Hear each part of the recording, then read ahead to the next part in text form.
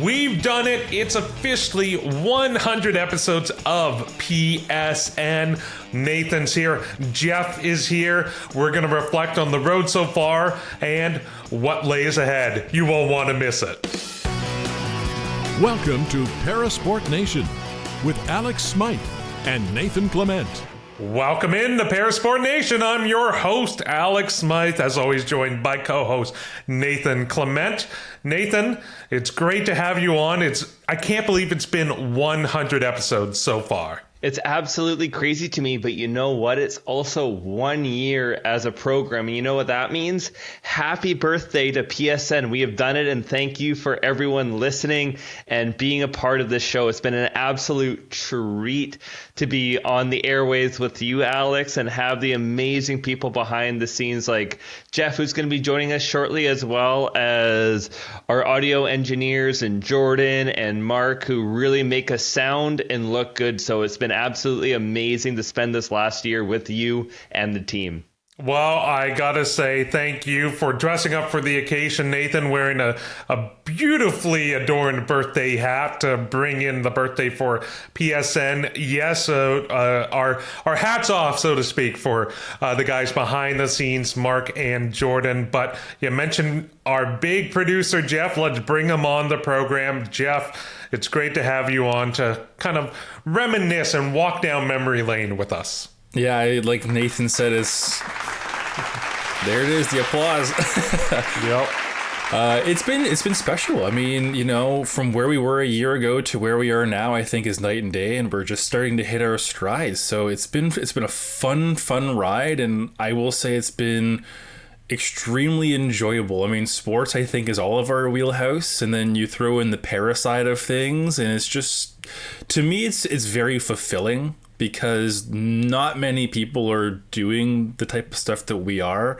So I'll leave it at that. It's just been a very fulfilling and enjoyable past year. And I love how that the 100th anniversary or the 100th show anniversary lines up with the 1 year anniversary so perfectly. Is absolutely perfect. Yeah, it's almost like we planned it, but we absolutely did not. There's no symmetry. We have no plan behind the scenes.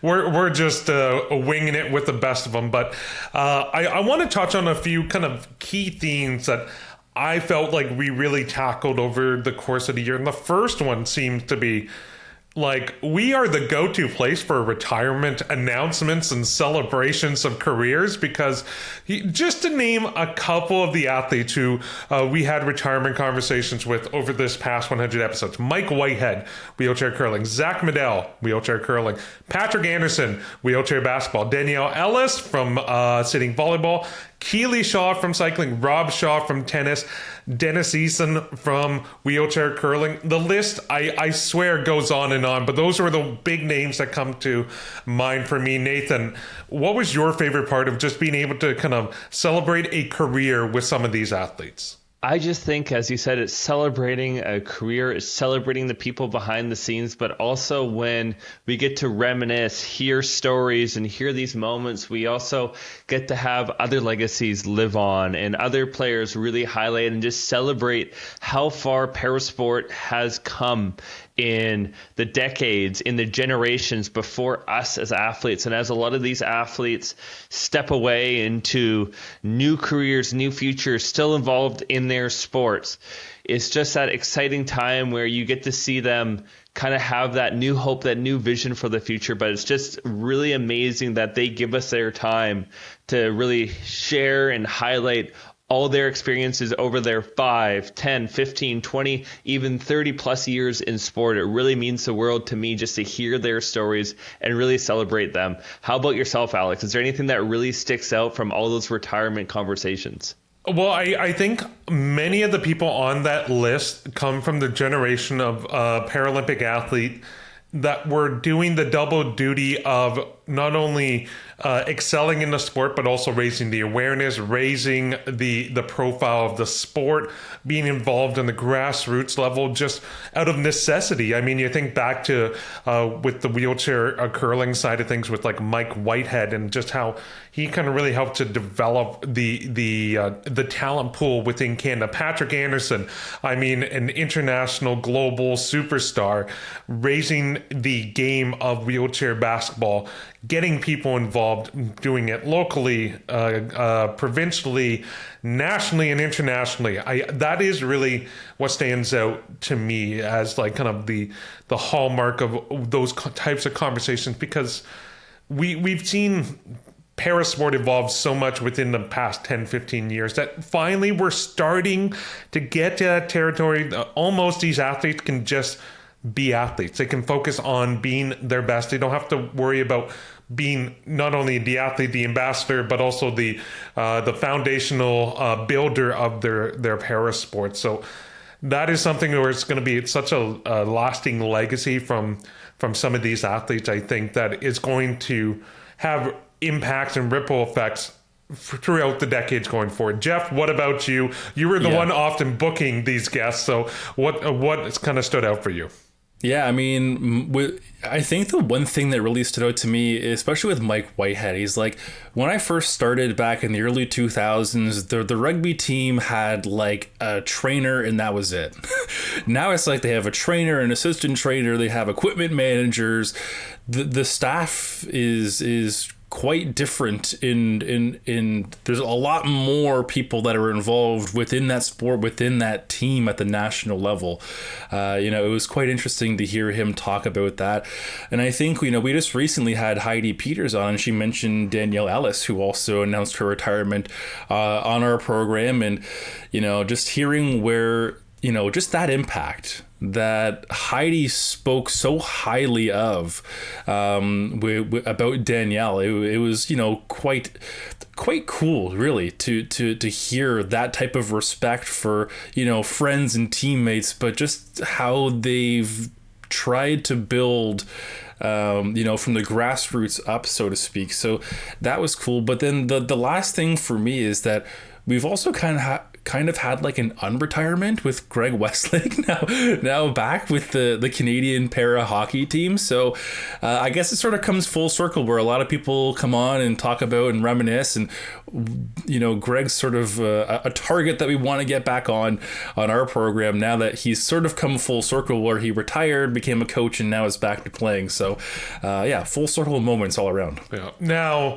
not only was it the big names in the parasport world that we had a chance to profile and chat and talk with, but I also really enjoyed like the idea of uncovering or sharing new or lesser known parasports with our audience, with the community, because like things like wheelchair football or para climbing, a lot of people didn't know. Even showdown, it is a hugely popular sport overseas, but here in North America, it doesn't have that same grasp. So what was it about those kind of uncovering moments? Like, did you have a favorite sport, Nathan, that you got to learn or explore or get to know more about through our conversations?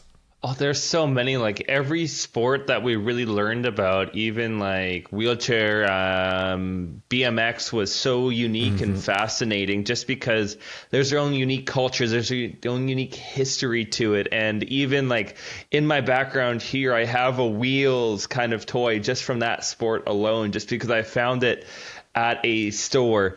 And there's so much like history, as I said earlier, about every single sport. But the one that sticks out to me most is probably gridiron football, and learning about that around Super Bowl weekend and just how big that sport is getting in the United States, and how a lot of NFL teams have now partnered and have their own gridiron football team that makes it just exciting and unique, like how fast that sport's growing. But that's ultimately with a lot of these lesser known sports, at least at this moment, they are growing, they are expanding, and they're going to keep reaching those new heights. And there's one thing that we always do, and I would love to hear Jeff and your opinions on it, Alex, is often when we're doing a show, and even I think when we had Dr. Leg on, we were looking at all these different sports that we could potentially talk about that weren't in the games anymore, but have had history in the Paralympics, whether it's winter or summer.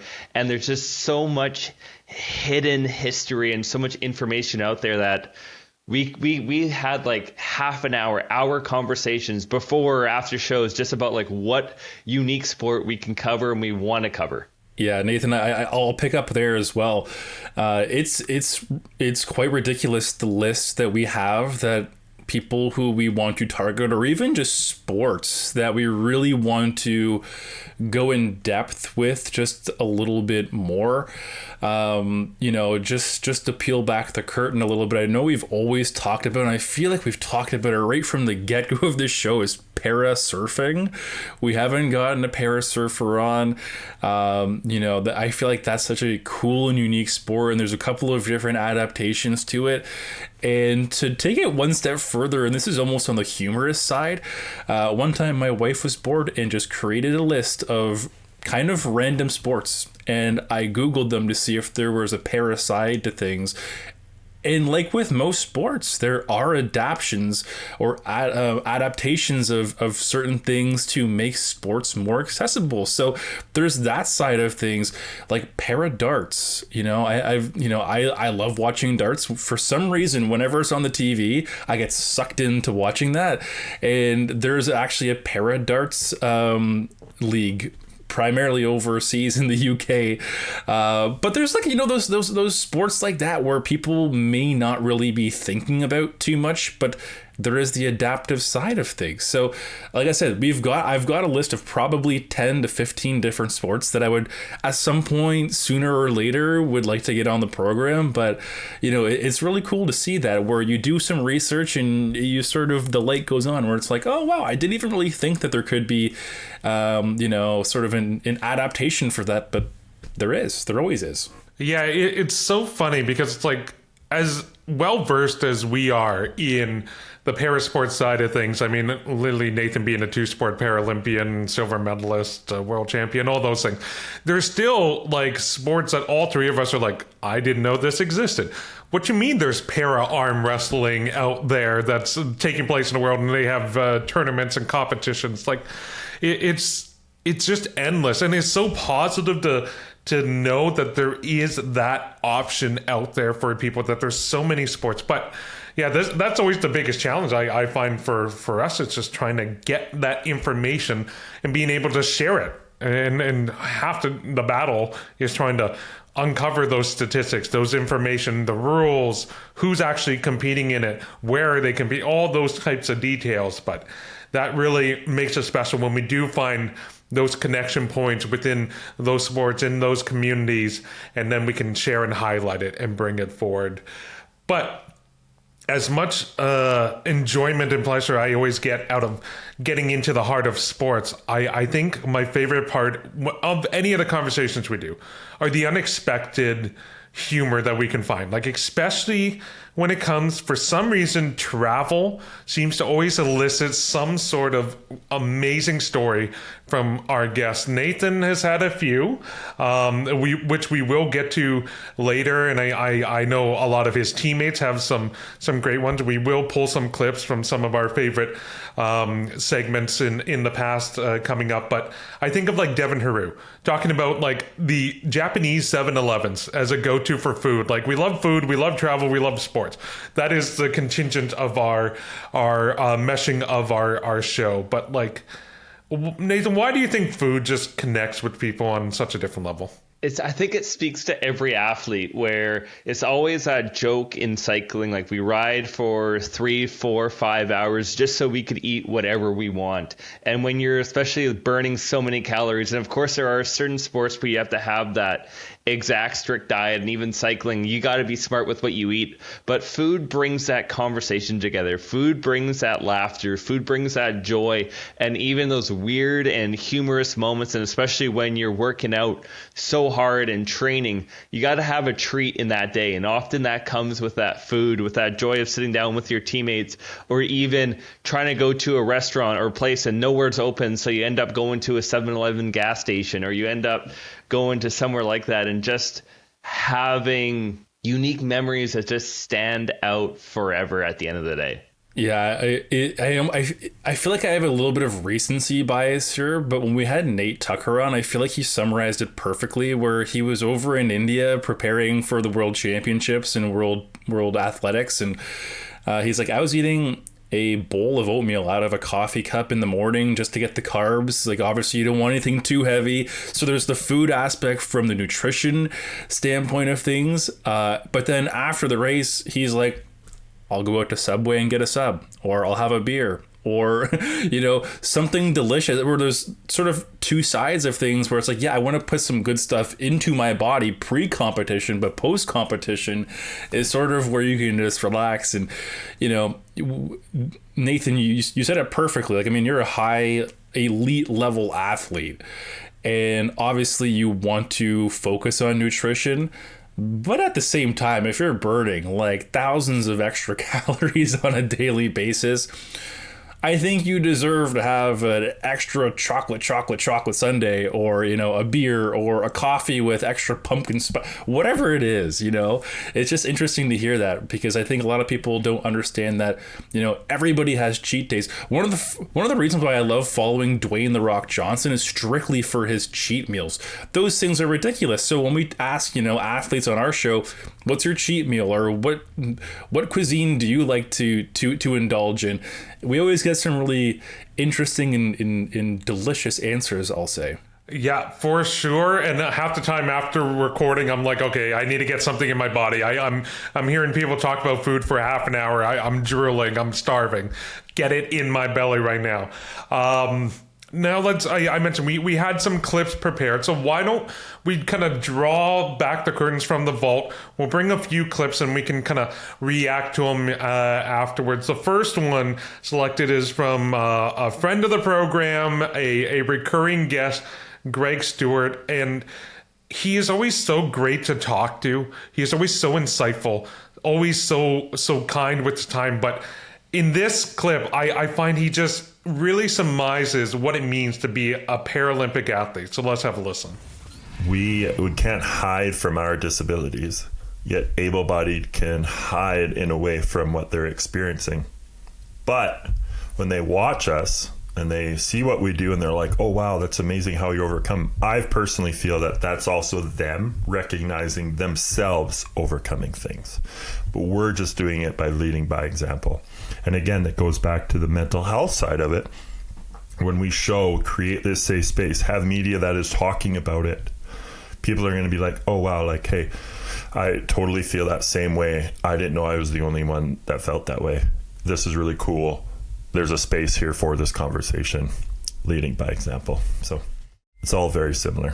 For yourself, you've been very active, making a lot of posts and awareness on social media in creating that safe space online. What has the reaction been like from people online when they come across your posts or your profiles and see what you're doing? I think a lot of it has been curiosity, just being like, oh, wow, I didn't realize you could do that. Or, man, how does it feel to be really tall? Because that's been definitely the consistency is like, man, I never knew that that's what you struggled with. Like, the thing is I'm really, really tall. I'm 7'2". And I have one arm, but my disability realistically is my height, far more than my arm, because I don't know any better. I was born this way with one arm, but I had to grow into this height, and that affects me far more than my arm does. But the social media has been great, just in terms of like literally just sharing. Like, hey, like, this is how I experience not fitting in a bathtub. This is how I tie my shoes. Right? Things that were like, oh man, I didn't realize that. Like, it's interesting. I tie my shoes different than everybody else, but guess what? I still tie my shoes. The way we do it is different, but the outcome's the same. And that was a clip from Greg Stewart just talking about mental health with the identity of being an athlete with a disability. That really struck me. Nathan, I know you enjoyed that episode as well. What was your takeaway from that conversation?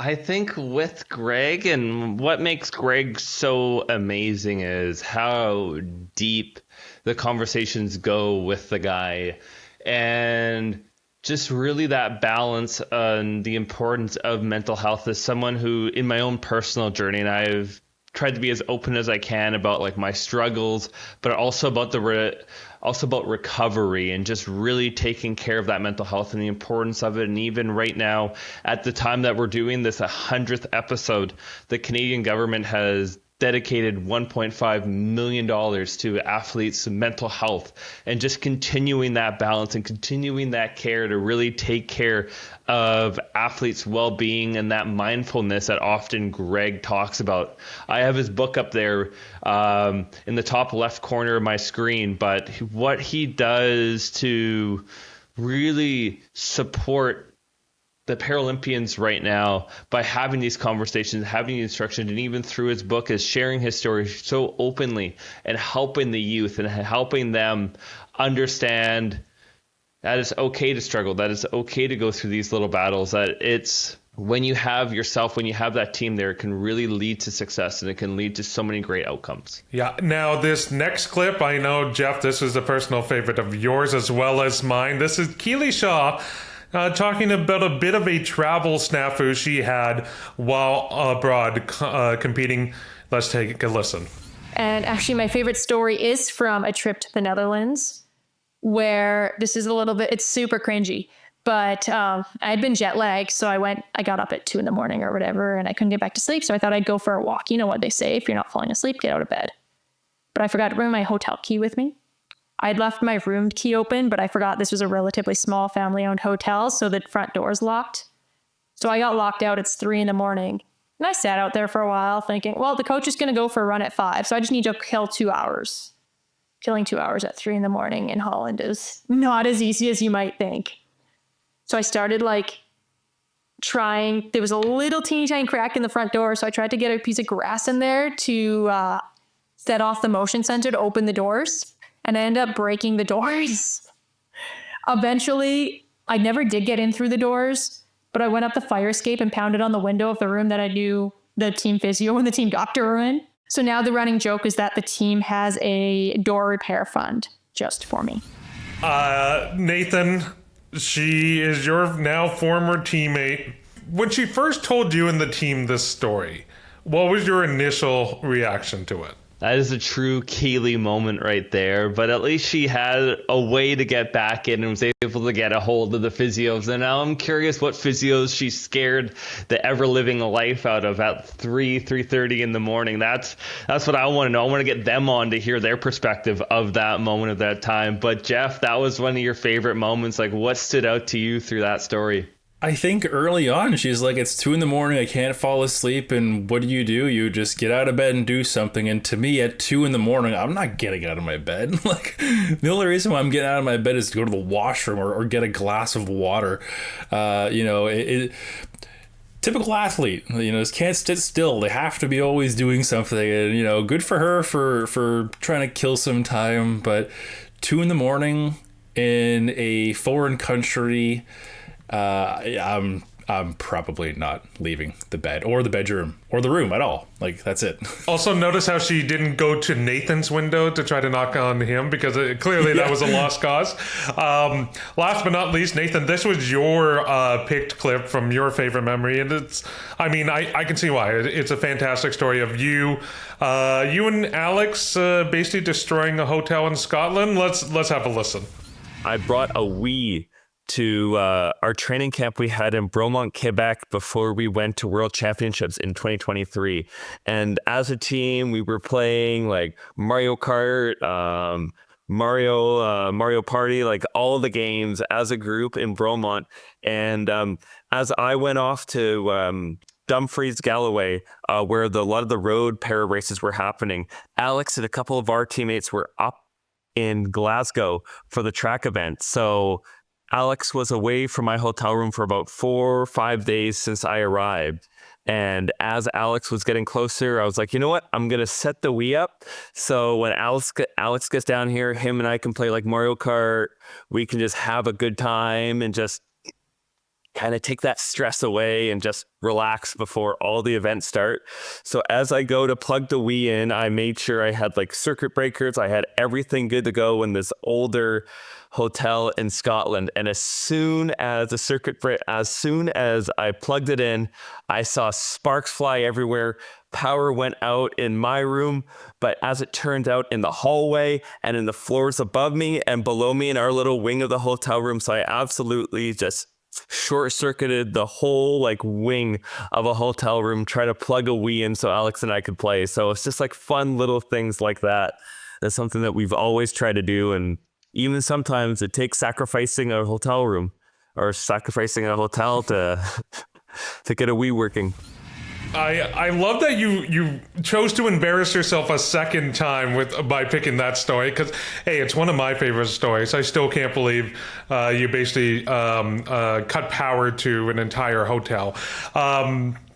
Has your team ever let you let that down from your? Do they still bring it up? Still brought up all the time, but can we take a step back for a minute and comment on that mustache and how rough that stash is looking for a second? As we're getting into Movember soon and the stash will be coming back, but oh my, that was the one thing I was looking at there. But pretty well as a team, that's one thing that we've always talked about is the sacrifice that the Wii made in that moment. And that eventually led to a world championship. So you never know. Maybe I have to get another Wii and find a really old hotel to have it explode again. So you never know what the future holds that way. But for you, Jeff, or you, Alex, have you ever like tried to bring like different consoles on the road? Like say you're on a road trip or traveling anywhere? For me personally, no. I don't want to harm my Xbox or PlayStation or whatever it is. I feel like if I drop my bag that it's in, I will hate myself forever. So usually I let somebody else, deal with that, and they can bring it if they want. But yeah, that's me. I usually somebody always has one whenever I travel with the guys. So bases are covered. Personally, yeah, absolutely not. No chance.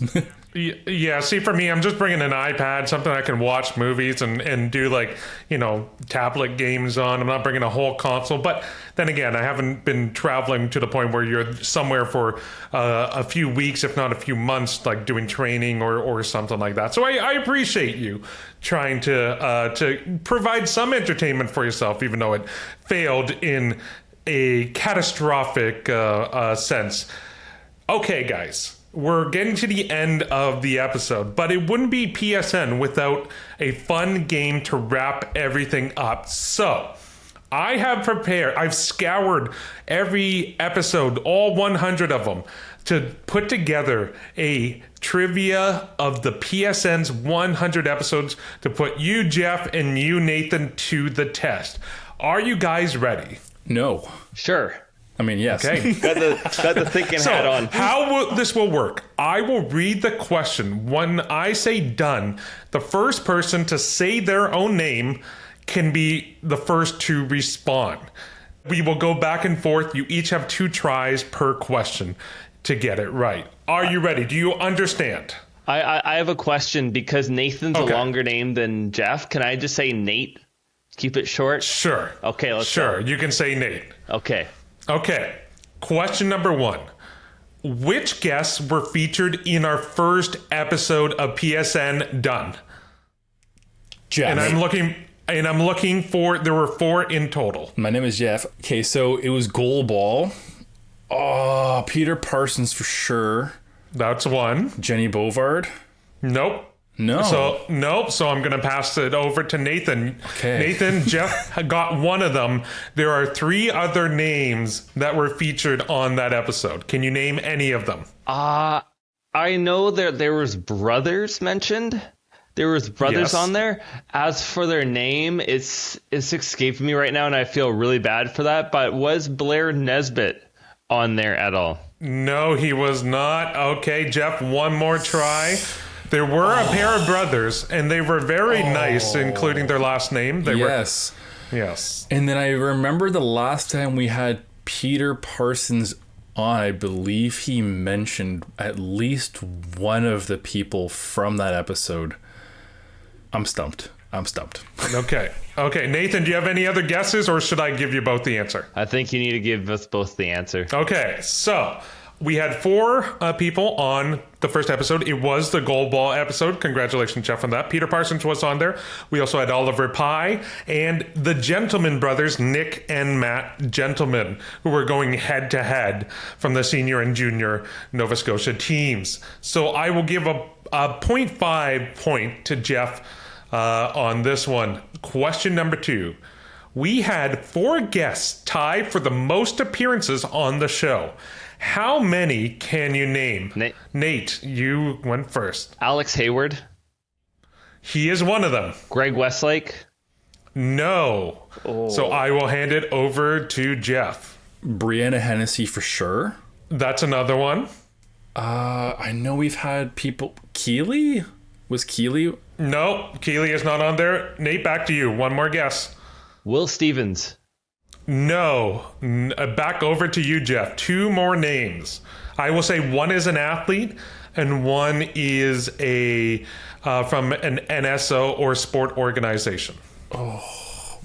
See, I should know this because this is what I do. But when you hit 100 episodes, things get a little dicey in the memory. I know we've had so many people on. I'm just going to say Patrick Anderson. I know it's probably not right. Nope, that is incorrect. And just for reference, we had each of these guests on 3 times on the show. Okay, wait. So, Luka DeMontis.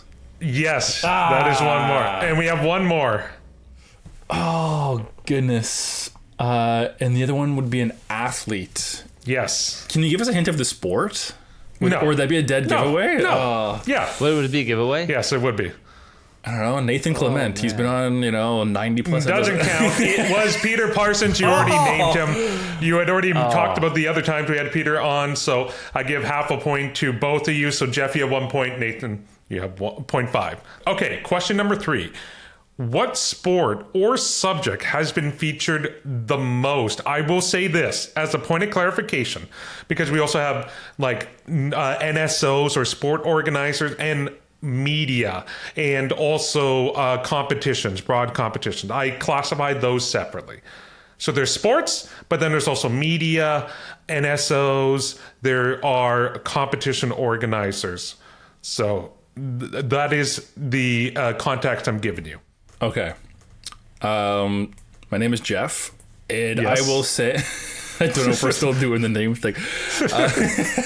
Blind hockey, for sure. It's got to be, no? It is not. We've had them on and featured many times, but that is not the top sport featured. Nathan. Nate.